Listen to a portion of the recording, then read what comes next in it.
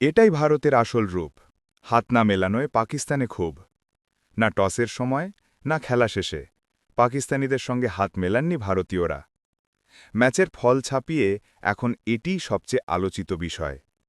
হ্যাঁ, তোমরা ভারত ক্রিকেট দল। হ্যাঁ, তোমরা বিশ্বের সেরা দল।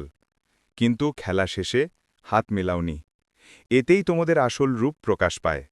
পাকিস্তানের খেলোয়াড়েরা অপেক্ষা করছিল, কিন্তু ভারতের খেলোয়াড়েরা সোজা ড্রেসিং রুমে চলে গেল।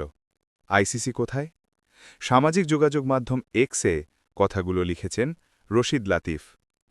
পাকিস্তানের সাবেক অধিনায়ক লাতিফ ভালো করেই জানেন আইসিসির কাছে সুবিচার চেয়ে লাভ নেই, কারণ সেখানকার শীর্ষ পদে বসে আছেন এক ভারতীয়, জয় শাহ।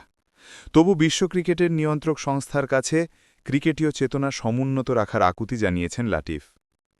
খেলাধুলায় দুই দলের বা দুই পক্ষের হাত মেলানো শুধু তো আর আনুষ্ঠানিকতা নয়, তীব্র প্রতিদ্বন্দ্বিতার মধ্যেও এটি পরস্পরের প্রতি সম্মান প্রদর্শনের প্রতীক।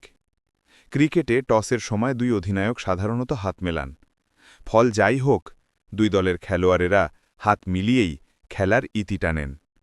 কিন্তু দুবানিয়ে গতরাতে পাকিস্তানের বিপক্ষে এশিয়া কাপের গ্রুপের পর্বের ম্যাচে ভারত সেই রীতি মানেনি।